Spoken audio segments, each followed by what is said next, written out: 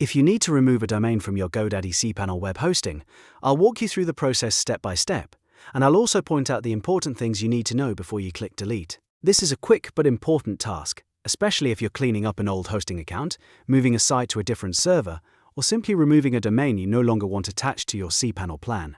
And before we get started, if this tutorial helps you out, make sure to hit like and subscribe for more simple web hosting tutorials just like this one.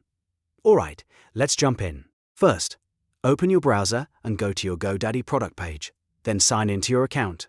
Once you're logged in, look for the web hosting section. Under that area, find the hosting plan that contains the domain you want to remove and click Manage next to it.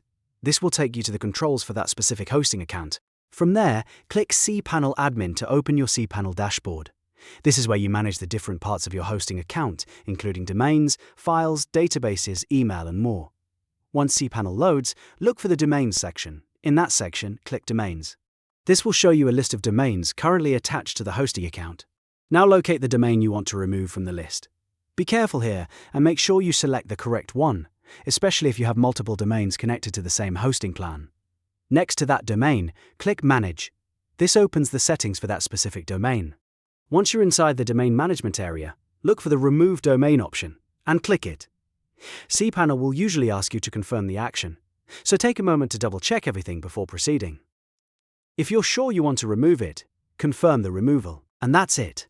The domain will be removed from CPanel web hosting. Now, there are a few very important notes to keep in mind.